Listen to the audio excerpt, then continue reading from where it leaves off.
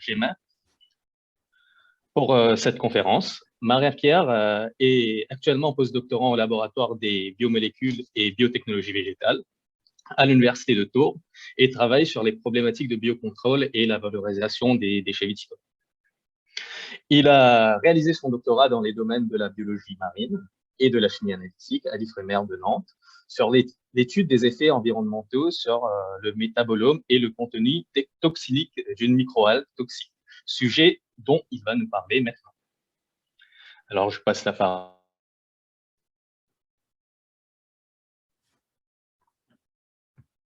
Je passe à partager. Hop, tout le monde voit bien, non?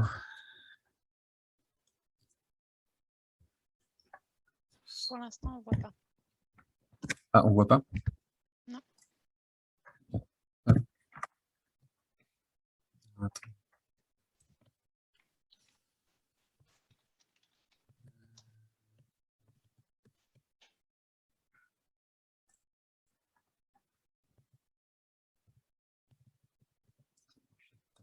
Ah oui, c'est bon. Là, ça devrait être bon. Oui, c'est bon. Très bien, merci pour cette présentation. Bonjour à tous. Donc, effectivement, je vais vous présenter aujourd'hui mes travaux de thèse réalisés donc, à l'IFREMER de Nantes. Donc, c'était une thèse qui était sous la direction du docteur Zouhair Hamzil et qui était donc qui était une thèse réalisée au sein d'un projet ANR qui était le projet Océan 15. Donc, comme dit dans la présentation, donc, je vais vous parler un peu d'une microalgue, donc Ostreopsis conferovata, et de l'influence des paramètres environnementaux sur son abondance, son métabolome et son contenu toxinique. Mais d'abord, je vais faire une petite introduction sur les microalgues. Donc, les microalgues, ce qu'il faut savoir, ce sont des organismes photosynthétiques unicellulaires qu'on peut retrouver à la fois dans le milieu d'eau douce et dans le milieu marin. Elles sont responsables de 50% de la production d'oxygène et sont aussi à la base de la chaîne alimentaire dans le milieu aquatique. Les microalgues plus les cyanobactéries forment ce qu'on appelle le phytoplancton. Et à l'heure actuelle, on recense à peu près 200 000 espèces différentes de microalgues, dont 200 espèces sont connues pour être toxiques et donc pouvant produire des morts massives d'organismes marins comme les poissons, comme vous pouvez voir sur les photos. Donc, les microalgues, elles ont la particularité, c'est de pouvoir de proliférer lorsque les conditions environnementales leur sont favorables, et ces efflorescences sont appelées des blooms.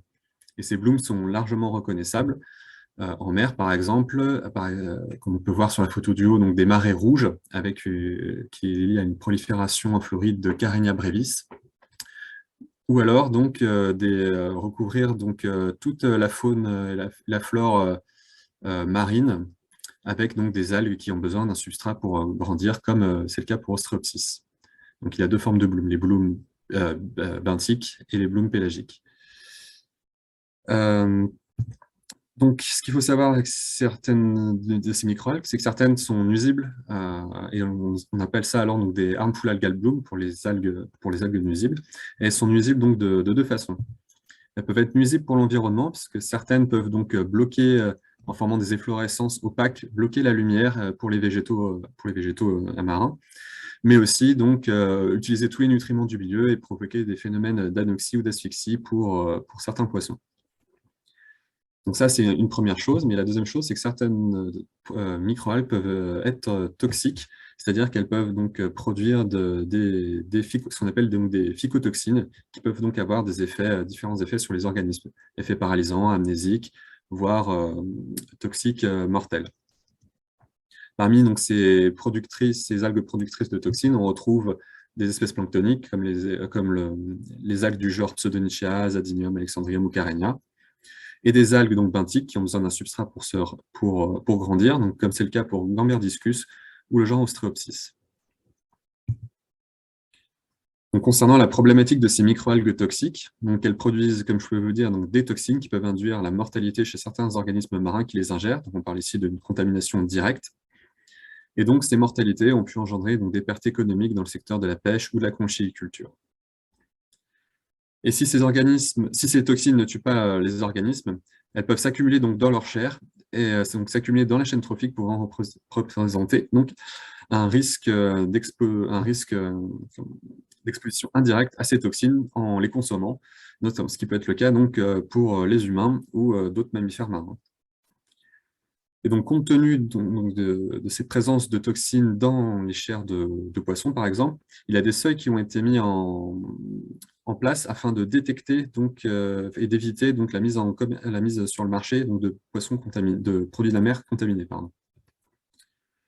Donc ça, c'est une forme d'intoxication, donc c'est la voie par ingestion, mais également, depuis quelques années, on peut observer donc, des risques d'intoxication par des aérosols qui ont notamment conduit à la fermeture de certaines plages lors de périodes estivales. Ce qui a été le cas pour Ostreopsis conferovata, l'espèce dont je vais vous parler aujourd'hui. Donc, pour revenir un peu sur le genre Ostreopsis, donc il s'agit d'un dinoflagellé, composé donc de 11 espèces de taille et de forme variables, avec, on voit, des morphologies relativement différentes. Ces critères n'étaient pas suffisants donc, à la base pour les différencier, et donc les outils moléculaires sont venus après pour vraiment apporter une précision sur la détermination de ces espèces qui, dans certains papiers plus anciens, pouvaient être confondus. Donc, Ostreopsis, le genre Ostreopsis, on le retrouve donc essentiellement donc, dans les zones tropicales, surtout en Asie, et dans certaines zones tempérées, comme en Nouvelle-Zélande, et surtout donc, en Méditerranée, qui va être la zone d'intérêt pour cette présentation. Donc, Ostreopsis conferovata en mer Méditerranée, elle a été observée pour les premières fois dans les années 70. Et depuis 2005, on dénombre une augmentation du nombre de blooms d'Ostreopsis sur les côtes méditerranéennes. Et cela a été associé notamment au changement climatique, comme cela a été le cas pour d'autres espèces nuisibles. Et ce changement global, qu'est-ce qu'il a comme conséquence? Donc, c'est une eutrophisation du milieu, des réchauffements des eaux, une acidification du milieu également, et donc des changements de salinité. Et donc, compte tenu de ces changements-là, les chercheurs ont commencé à essayer de regarder in situ, in vitro, quels paramètres pouvaient influencer ou non la croissance de ces cellules d'Ostreopsis. Donc, un certain nombre d'études ont été réalisées, à la fois, donc, comme je vous dis, in situ et in vitro. Et donc, on a pu voir que, par exemple, pour la température, elle pouvait croître sur de larges plages de température, à la fois en laboratoire et dans le milieu. Et on voit que, pour la plupart des paramètres, voilà, il n'y a pas de réel consensus avec des plages relativement larges de croissance. Et quand on regarde aussi au niveau des nutriments, on voit que des corrélations soit positives et négatives ont pu être montrées. Et donc, cette hétérogénéité de résultats, dans la littérature, sur Ostreopsis en tout cas, a été associée donc, à une variabilité intraspécifique des souches, mais aussi qui pouvait être liée donc, à l'origine géographique de ces souches et de leur milieu qui pouvait changer donc, entre, par exemple, la Méditerranée, l'ouest de la Méditerranée ou l'est de la Méditerranée, par exemple. Donc, l'espèce ovata donc, est problématique puisque des cas d'intoxication, il s'agit d'un dinoflagellé toxique parce que des cas d'intoxication par voie aérienne ont été signalés donc, le long de des côtes méditerranéennes. Donc, c'est à l'endroit où on voit tous les petits points bleus sur la carte à droite. Et ces épisodes peuvent avoir une ampleur importante, étant donné que parfois des centaines de personnes ont pu être intoxiquées, comme ça a été le cas en Espagne, en Italie ou en Algérie, voire même en France, aux alentours donc, des côtes marseillaises et niçoises. Les symptômes principaux donc, de ces intoxications par voie aérienne donc, étaient des toux, de la dyspnée, de la nausée, des maux de gorge et de la fièvre. Et en cas de contact direct avec cette microalgue lors de baignade, les patients pouvaient donc avoir des irritations cutanées importantes. Compte tenu de ces problèmes de sécurité sanitaire pouvant infecter jusqu'à des centaines de personnes lors des fluorescences, les chercheurs sont donc intéressés à cette algue et ont donc découvert qu'elle produisait une famille de toxines qui n'était pas encore connue et qui a été baptisée donc les ovatoxines. Et je vais vous parler un peu de ces ovatoxines rapidement. Donc, les ovatoxines sont des analogues de la palytoxine, qui est une toxine qui a déjà été isolée donc, à partir d'un corail tropical du genre Palytoa. Donc, il s'agit d'une molécule non protéique et l'une des plus grosses qui existent à ce jour. Et donc, cette toxine, elle est déjà connue donc, dans les régions tropicales pour causer donc, la mort des personnes mangeant donc, des poissons ou des fruits de mer contaminés donc, par cette toxine. Donc, il s'agit d'une des toxines les plus dangereuses. Et donc, les ovatoxines, ce sont des analogues donc, de cette palytoxine. Donc, à ce jour, on en connaît 13, numérotés de l'analogue A jusqu'à l'analogue L. Il existe également donc 7 isomères de cette toxine. Et donc, les principaux changements entre ces différents analogues et avec la palytoxine sont présents sur donc, les carbones en rouge sur la figure, avec des hydroxylations, des déshydroxylations et des méthylations pour la plupart de ces changements.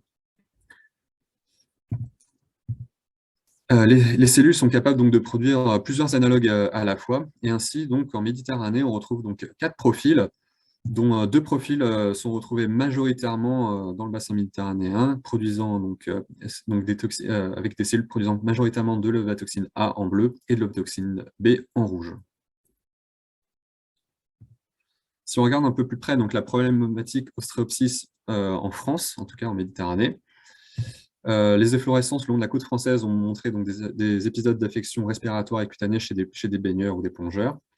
On a pu également observer donc, une mortalité inhabituelle donc, de la faune marine et des mesures d'ovatoxine ont été réalisées sur des organismes marins, sur des poissons, des échinodermes, pour voir où les toxines avaient plus de chances de se retrouver.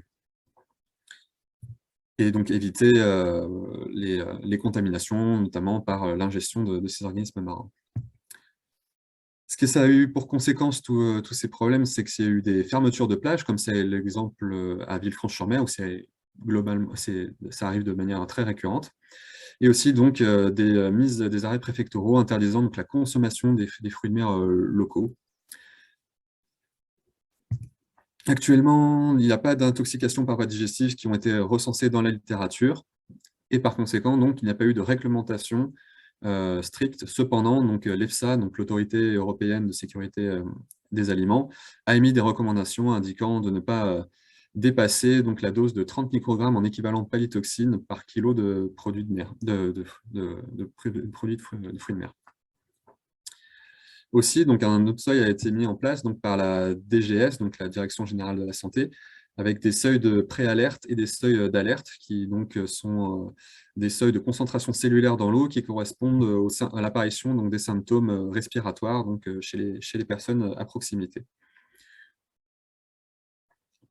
Et dans ce contexte, donc, il y a un projet ANR qui a été mis en place, donc le projet Océan 15.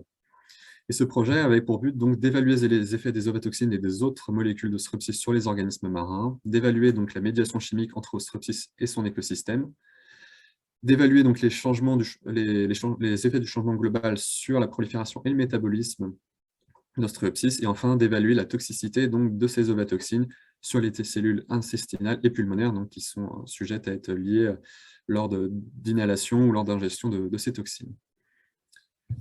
Et donc finalement, ma thèse au sein de ce projet s'est articulée sur 3 axes, donc avec un premier axe sur la dynamique d'accumulation des ovatoxines et des cellules lors d'une efflorescence estivale. Un deuxième point donc, plus en rapport avec le changement global, et notamment avec l'étude des effets combinés de la température et de la lumière sur la croissance, le métabolome et les toxines d'une souche d'Ostréopsis. Et un troisième axe sur la purification donc, des ovatoxines pour des tests de cytotoxicité. Pour cette présentation, je vais essentiellement m'attarder sur les deux premières parties. Donc, la première partie sur l'étude terrain de dynamique d'accumulation des ovatoxines lors d'une efflorescence. Donc, cette étude a été réalisée à Villefranche-sur-Mer, donc à côté de Nice, où des blooms sont enregistrés régulièrement depuis une dizaine d'années. Ces blooms ont pu engendrer donc, par exemple la fermeture de plages, comme ça a été le cas en 2010. Et depuis, c'est devenu un site de suivi historique pour le suivi des blooms et voir un peu l'évolution temporelle de ces efflorescences. Donc, la plage qui est suivie, c'est la plage de Rochambeau, qui est juste à côté de Villefranche. Voilà, c'est une petite plage un peu enfermée. Et il y a trois points de prélèvement qui ont été définis. Et donc, sur ces 3 points de prélèvement, donc, on a fait des suivis d'efflorescence, donc des suivis de concentration planctonique, c'est-à-dire les cellules qui sont présentes dans la colonne d'eau. Donc, on a réalisé ça avec des substrats artificiels qui sont des genres de moustiquaires qu'on plaçait dans l'eau sur lesquels les cellules pouvaient se fixer. On suivait aussi donc, les concentrations benthiques, donc toutes les cellules qui étaient sur les macroalgues. Donc, il s'agissait donc de récupérer les macroalgues et les cellules qui étaient sur elles pour les quantifier et déterminer la quantité de toxines. Et donc, ensuite, nous avons réalisé une autre étude, donc cette fois-ci avec une étude de substrat. Donc, on a sélectionné 3 macroalgues, donc Padina pavonica, Alopteris scoparia et Dictyota, qui sont 3 espèces de macroalgues majoritaires sur lesquelles on retrouve donc Ostreopsis, et nous voulions voir donc s'il y avait un effet substrat sur la prolifération et la quantité de toxines produites par les microalgues. Donc tout d'abord, la variabilité lors de l'efflorescence estivale. Donc, ce qu'on a pu observer, c'est que les cellules rentrent en phase exponentielle au début de l'été, entre juin et juillet. Et nous avons un pic d'abondance observé donc, à peu près vers le 14 juillet. Et ce pic d'abondance, ce qu'on peut observer, c'est qu'il ne correspond pas au pic de toxines, comme vous pouvez le voir donc, sur la figure en dessous. On voit que pendant la phase dite stationnaire, les cellules continuent donc, à accumuler des toxines. Ça, ce sont des résultats qui sont déjà observés en laboratoire. Par exemple, Villa 2019 observe donc, des ovatoxines maximales au pic d'abondance concernant les toxines, et les concentrations maximales sont observées donc, avant le pic chez Acoroni, et chez les Croates, dans une étude croate, on a pu observer qu'il n'y avait pas de variation significative donc, des toxines en fonction des périodes du bloom. Donc autant la croissance, la croissance, c'est quelque chose qui était bien l'accumulation de toxines était bien observée dans les laboratoires, autant pour d'autres études, on peut voir qu'il n'y a pas vraiment de consensus sur les ovatoxines. Ce qu'il faut savoir aussi, c'est que les ovatoxines sont très peu étudiées lors des études terrain. Et donc, il y a très peu de recul sur l'accumulation de ces toxines lors de saison estivale. Sinon, en continuant le suivi, on s'est aperçu que après un effet après une tempête, il y avait une période de forte houle, il y avait une diminution des concentrations en cellules dans l'eau, mais aussi on voyait que les cellules contenaient beaucoup moins de toxines. Et donc, on pouvait voir qu'il y avait un effet négatif de l'hydrodynamisme, qui cassait le bloom, entre guillemets, et qui permettait d'avoir des cellules plus jeunes et qui contenaient moins de toxines. Et donc ça, l'effet d'hydrodynamisme, c'est quelque chose qui était déjà connu dans les littératures, donc là, rien de surprenant. Donc ça, c'était les résultats pour l'été 2017. Et maintenant, on va s'intéresser à l'effet du substrat. Et ce qu'on peut voir dans la littérature, c'est que les tendances sont variables, elles peuvent varier en fonction de plusieurs choses. En fonction de l'espèce de la macroalgue qui sert de substrat à notre Ostreopsis, en fonction de la classe, et par là j'entends les algues brunes, les algues vertes ou les algues rouges. Ça peut varier en fonction des facteurs environnementaux, donc la salinité, la température, etc., la profondeur avec la quantité de lumière reçue. Ça peut dépendre aussi de la période de prélèvement. On a bien vu que les quantités de toxines et de cellules prélevées peuvent varier en fonction de la période de prélèvement. Et aussi, on peut voir que dans la littérature, les concentrations en cellules peuvent varier en fonction de la structure tridimensionnelle de la macroalgue. C'est-à-dire que plus cette macroalgue aura une structure complexe, plus des cellules pourront s'accrocher dessus, et ça représente donc une surface plus importante, alors qu'une algue plate, on aura les microalgues seront moins protégées des courants, et les surfaces sont beaucoup plus petites, donc il y aura moins de cellules.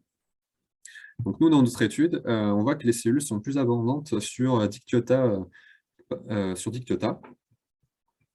Et ce qu'on peut se demander, c'est s'il n'y a pas un effet allélopathique, c'est-à-dire qu'il y a un effet où les macroalgues vont produire des molécules qui auront un effet sur ces microalgues. Et on sait que dans la littérature, les algues brunes, et notamment Dictyota, elles produisent un certain nombre de molécules qui remettent dans le milieu, comme les diterpènes, des glycérolipides ou des fluorotanins, Et on sait que ces molécules ont des effets négatifs, alors pas forcément sur Ostreopsis, parce que ça n'a pas été démontré, mais ont des effets sur d'autres espèces de microalgues. Et là, donc, dans ce cas-ci, on peut supposer que elle a eu donc, des effets négatifs, mais qu'elle peut aussi avoir des effets positifs, c'est-à-dire entraîner donc, la croissance de nos microalgues.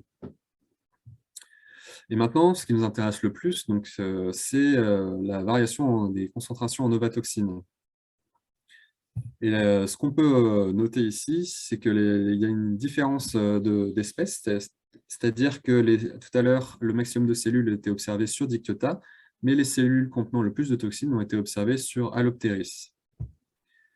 Concernant donc la quantité de toxines produites sur les macroalgues, dans la littérature, il n'y a pas de données en fait, qui existent. Donc c'est un travail qui était assez nouveau et qui mériterait d'être approfondi. Et donc ce qui nous permet de voir surtout, c'est qu'en fonction du substrat, parce qu'en fait quand on fait des prélèvements pour les suivis, les cellules benthiques sont prélevées sur des macroalgues et finalement on s'aperçoit qu'en fonction de la macroalgue qu'on prélève, il peut donc y avoir des changements. Donc en fonction de si on prélève Allopteris ou Dictyota, on peut avoir des variations en termes de concentration cellulaire, en termes de toxines. Ce qui montre bien qu'il y a une importance du choix du substrat, et ça nous a permis de confirmer l'intérêt d'utiliser des substrats artificiels, étant donné qu'il s'agit donc de substrats neutres, donc qui ne produisent pas de molécules. Ça permettrait donc d'éviter tous ces effets allélopathiques qui pourraient booster ou diminuer la croissance des cellules, voire leur production de toxines. Donc, pour résumer finalement cette étude, ce qu'elle nous a apporté, c'est nous a montré que la quantité d'ovatoxine pouvait augmenter donc, pendant la phase de croissance des cellules et aussi pendant la phase stationnaire donc, de l'efflorescence, mais qu'une période de turbulence pouvait donc, diminuer les concentrations en toxines, mais également donc, la concentration cellulaire. Il y a un manque de données claires dans les littératures concernant ce suivi des ovatoxines, étant donné que les chercheurs suivent essentiellement donc, les concentrations en toxines dans le milieu et ne cherchent pas donc à suivre les ovatoxines. Et ce serait intéressant de pouvoir associer donc, les dynamiques de production de toxines aux dynamiques d'efflorescence. On a pu également montrer l'importance du choix du substrat lors des prélèvements afin d'améliorer la reproductibilité sur les abondances et les concentrations en toxines afin d'éviter tous les effets allélopathiques. Et donc, c'est ce que nous conseillons, c'est ce que nous avions proposé comme solution pour les suivis, donc l'utilisation de substrats artificiels. Mais finalement, concernant les autres facteurs, donc là, on a vu tout ce qui était facteurs environnementaux, donc à savoir substrat et période de prélèvement. Mais qu'en est-il par exemple de la température ou de la salinité? Et c'est ce qu'on a voulu voir dans cette deuxième partie que je vais vous présenter avec un focus sur l'effet de la température et de la lumière sur la croissance et le métabolome d'une souche d'Ostreopsis. Pour réaliser cette étude, nous avons créé un plan d'expérience dont la première étape a consisté à acclimater les cellules aux différentes conditions de culture pour éviter la mesure de réponse liée à un stress cellulaire. Donc les cellules ont été acclimatées à 3 intensités lumineuses et à 3 températures en culture semi-continue. Lorsque nous avons considéré que les cultures étaient acclimatées, c'est-à-dire que nous avions obtenu 3 valeurs de taux de croissance consécutifs et stables, nous avons procédé donc à des cinétiques de culture sur 21 jours, à la suite de quoi nous avons réalisé les prélèvements, sur lesquels nous avons donc réalisé un certain nombre d'analyses comme le dénombrement cellulaire, le dosage des ovatoxines et des études métabolomiques, que je vais donc vous détailler un peu plus dans les prochaines diapos. Donc, concernant la croissance, en regardant les courbes de croissance, on peut observer qu'il y a un effet très visible de la température avec des taux de croissance plus élevés et des concentrations maximales de cellules obtenues à 27 degrés. On peut toutefois noter qu'une condition particulière, à 30 degrés avec une irradiance de 200 micromoles de photons, qui nous montre une phase stationnaire suivie d'une phase de déclin qui n'est pas observée dans les autres conditions. Nous nous sommes interrogés sur l'origine de ce déclin inattendu, et ce n'était pas à cause d'un manque de nutriments ou par une contamination bactérienne. Il y a donc un autre phénomène que nous n'avons pas encore pu expliquer qui a pu provoquer cette chute de concentration cellulaire. Un autre point, lors de la phase d'acclimatation des cellules, nous avons tenté dans un premier temps d'acclimater nos cellules à 31 degrés. Mais sans succès, puisqu'aucune croissance n'était observée. Donc ça a été fait même après une augmentation graduelle de la température afin d'acclimater petit à petit les cellules à à une augmentation de température. Et finalement, quand on s'est un peu interrogé et en regardant dans la littérature, on a vu qu'une autre étude d'une souche méditerranéenne n'arrivait pas non plus à acclimater ces souches au-delà de 30 degrés. Cependant, donc, sur des souches tropicales, c'est largement possible, avec par exemple des souches qui ont pu pousser à 32,5 degrés. Ce qu'on peut noter, après cette observation, c'est que finalement, pour des souches méditerranéennes, la température maximale tolérable donc, par nos cellules de Stréopsis serait donc de 30 degrés. Concernant donc l'effet de l'intensité lumineuse, de plus faibles taux de croissance ont été observés donc, pour la plus petite irradiance, donc à 200 micromoles de photons, et on a pu montrer qu'il n'y avait pas de différence donc, significative entre les irradiances de 400 micromoles et 600 micromoles de photons. Ces observations nous ont permis de montrer qu'il y avait peut-être un seuil de saturation au niveau de la lumière à partir de 400 micromoles de photons. Et quand on compare la littérature, on a pu voir que d'autres chercheurs n'avaient montré aucune différence que ce soit pour des plus larges gammes d'irradiance, par exemple Montier et Séchin 2012, qui n'ont pas montré d'effet significatif de la lumière entre 100 et 650 micromoles de photons. Et à l'inverse, on a pu Scalco 2012, ils ont pu montrer qu'il y avait une meilleure croissance à 200 micromoles de photons qu'à 50, mais cela seulement pour une seule température. Et en fait, cette étude elle est intéressante parce que ça montre déjà qu'il peut y avoir donc, des interactions entre la température et la lumière. Et donc, il serait intéressant de tester ces interactions sur de plus larges gammes donc, de température et de lumière, afin de mieux appréhender les phénomènes que nous avons observés. Et donc, concernant les toxines, c'est ce qui nous intéresse le plus. Nous avons mesuré les concentrations en ovatoxines, et ce qu'on peut voir, c'est que les concentrations les plus importantes ont été obtenues donc, à 23 degrés, avec une accumulation donc, des toxines tout au long de la croissance. Les cellules donc, favorisent, contrairement donc, à 27 degrés et à 30 degrés. Et ce qu'on peut, si vous vous souvenez bien, donc, le meilleur taux de croissance est obtenu donc, à 27 degrés, donc qui n'est pas du tout la meilleure condition pour produire des toxines, ce qui montre donc que les meilleures conditions pour la croissance et des cellules et la production de toxines n'est pas la même. Ce qui suggère, comme ça a été déjà montré dans la littérature, que les cellules donc, favoriseraient la croissance au détriment des toxines en termes de coût énergétique. Concernant l'effet de la lumière, on voit qu'il n'y avait pas d'effet significatif de cette dernière donc, sur la production de toxines, et c'est quelque chose qui avait déjà été montré donc, dans ce calcul de 2012. Concernant donc, les profils toxiniques, donc on a regardé voir si certaines toxines étaient plutôt produites en fonction de telle ou telle condition de culture. Et ce qu'on peut voir, c'est que globalement, il n'y avait aucun effet sur les profils. Et c'est une observation qui avait déjà largement été faite in situ et in vitro dans les différentes études de la littérature. Donc, en plus d'une approche ce qu'on dit classique de la mesure des croissances et des toxines intracellulaires, nous voulions voir comment le reste du métabolisme était affecté par les différentes conditions de culture. Nous avons donc réalisé une approche métabolomique non ciblée sur Ostreopsis. À notre connaissance, c'était quelque chose qui, à l'époque, n'était pas encore réalisé sur ce dinoflagellé et qui a l'avantage, avec notre plan d'expérience, de nous donner une bonne image des effets des différents paramètres sur les cellules. Donc pour cela, nous avons commencé par faire une extraction des molécules intracellulaires que nous avons analysées en mode positif et en mode négatif en spectrométrie de masse haute résolution. Et après traitement des données, nous avons obtenu donc, une première ACP. Cette ACP ne montre pas de cluster clair en fonction des différents paramètres. Mais comme nous avons réalisé donc, un plan d'expérience, nous avons pu réaliser ce qu'on appelle une analyse en décomposition de variance, qui, donc, via une ANOVA PCA, permet de voir l'effet de chacun des paramètres sur le métabolome de manière dissociée. Donc, ainsi, nous avons pu obtenir, via une première ANOVA PCA, l'effet du temps de culture sur le métabolisme. Donc, on voit bien qu'il y a un métabolisme qui est changeant en fonction de la culture. avec un métabolisme particulier en début et en début de culture, en phase exponentielle et plutôt en phase stationnaire, donc qui représente la fin de culture. Concernant donc l'intensité lumineuse, on voit bien, comme pour la croissance, qu'il y a une démarcation entre la faible intensité lumineuse de 200 micromoles de photons et les plus élevés, 400 et 600 micromoles de photons.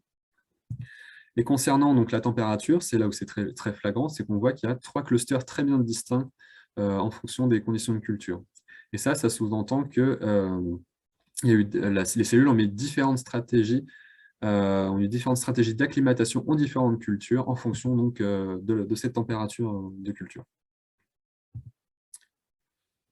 Et pour poursuivre et voir quels étaient donc les composés induisant cette variabilité métabolomique, nous avons cherché à déterminer ces molécules et on a noté certaines afin de définir donc des biomarqueurs de l'acclimatation à faible et forte lumière et ou température. Pour cela, nous avons utilisé une ANOVA OPLS. Donc ainsi, 2 modèles ont été construits, et ces derniers favorisant la séparation des clusters en fonction de la température et de l'irradiance. Et donc, à partir de ces 2 modèles, nous avons pu construire ce qu'on appelle un SUS plot. Un SUS plot, qu'est-ce que c'est? C'est un Share and Unique Structure Plot, donc qui permet de mettre en évidence des composés surexprimés à forte ou faible température et ou irradiance. Il s'agit d'un outil de visualisation pour l'interprétation des données croisées, donc ici la température et la lumière, et permet de visualiser le résultat de 2 OPLS et notamment les informations partagées entre les 2 modèles. Et les informations partagées, c'est ce qu'on retrouve sur les diagonales, et les informations qui leur sont uniques, donc sur les axes verticaux et horizontaux. Donc, dans notre cas, nous avons détecté environ 9 millions, et nous avons donc sélectionné ceux qui avaient une variable d'importance de projection supérieure à 1,5. Ce qu'on appelle le VIP, donc c'est un score qui range donc les variables selon leur contribution dans le modèle. Plus celui-ci sera élevé, plus ça veut dire que le métabolite en question a eu un effet donc, sur le modèle. Et donc nous avons ensuite regardé l'information qui était unique, c'est-à-dire en fonction par exemple de la lumière, on a vu qu'il y a 13% des métabolites qui étaient influencés en fonction de la lumière, que 16% étaient impactés en fonction seulement de la faible ou forte température. Et quand on regarde la combinaison donc, des deux, donc ce qu'il y a en diagonale, on a pu sélectionner donc 115 composés, ce qui représente 1,3 de tous les ions détectés. Ce faible nombre montre qu'il y a donc peu d'effets combinés donc de la température et de la lumière sur le métabolisme d'Ostreopsis ovata. Et dans un second temps, nous avons voulu connaître la nature donc, de ces composés qui étaient surexprimés à faible ou forte température ou intensité lumineuse. Et pour cela, nous avons comparé donc, la masse des ions détectés donc, et leur spectre à des bases de données, donc GNPS et LipidMaps. Donc, ce qui nous a permis de retenir un certain nombre d'ions qui ont ensuite été triés, pour trier les doublons, les types de molécules afin d'enlever celles qui n'étaient pas qu'on était sûr de ne pas retrouver chez Gene Microalg, retriées par VIP. Et ensuite, nous avons fait un deuxième tri plus poussé, cette fois-ci bibliographique, afin de voir quelles étaient ces différentes molécules et voir quels pouvaient être leur effet sur le métabolisme et un peu expliquer pourquoi elles étaient présentes dans telle ou telle condition. Donc, nous avons au total sélectionné 12 composés sur les 2622 composés détectés avec un VIP supérieur à 1,5. Et parmi eux, on compte le DGDG 369, donc qui est le diacylgalactosyldiacylglycérol, qui est un biomarqueur de l'acclimatation à plus faible température.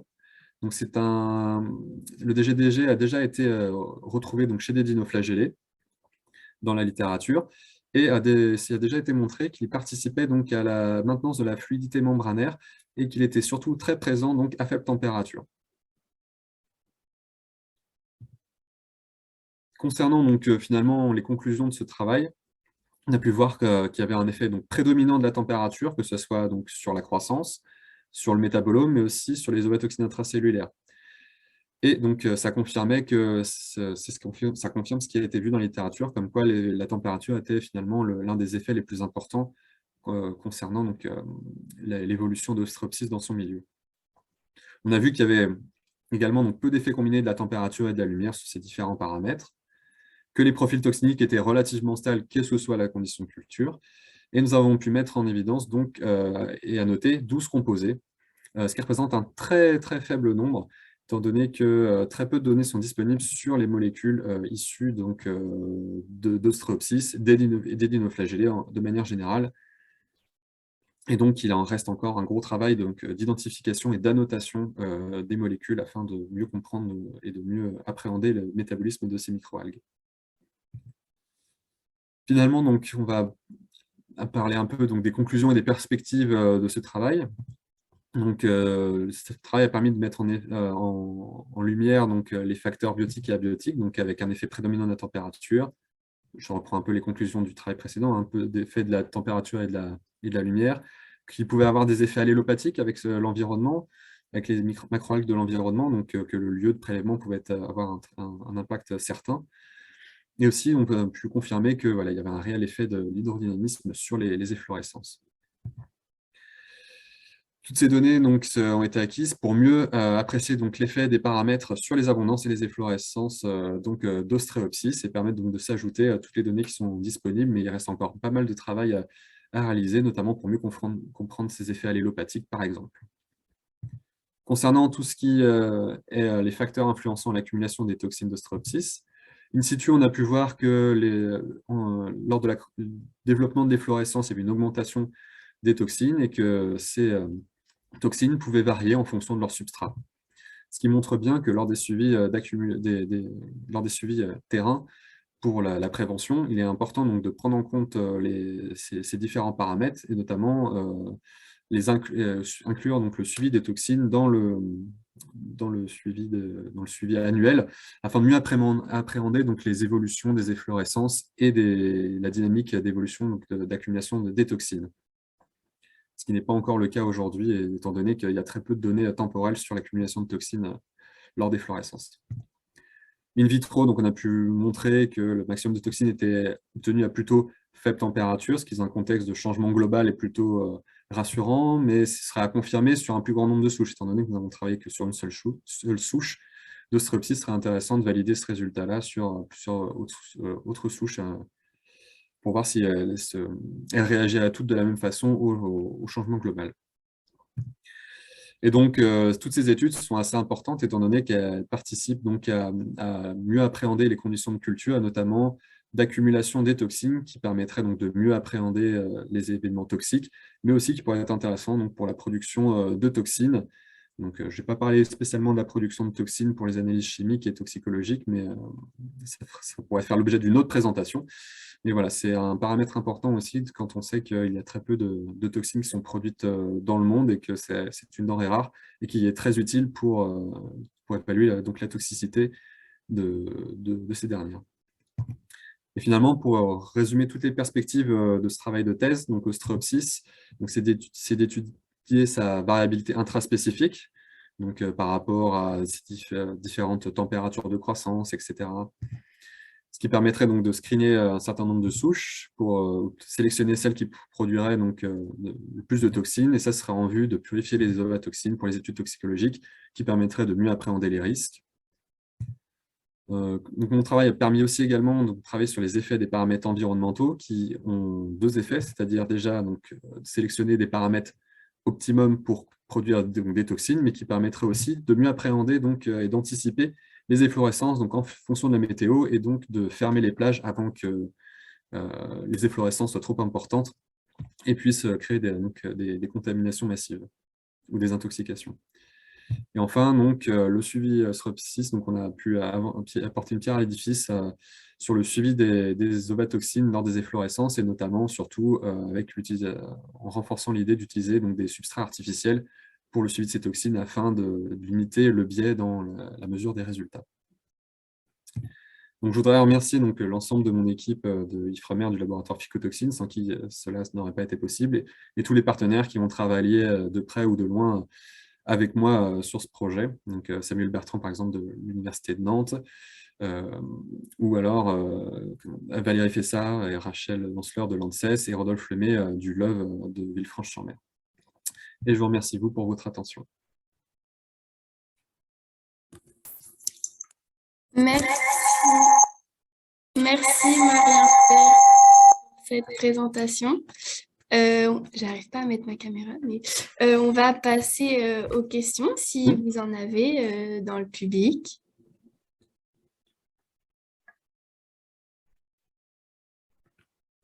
Est-ce qu'il y a des questions?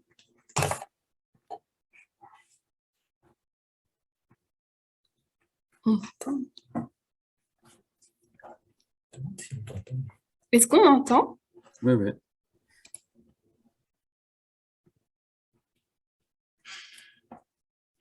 Je ne sais pas si on m'entend.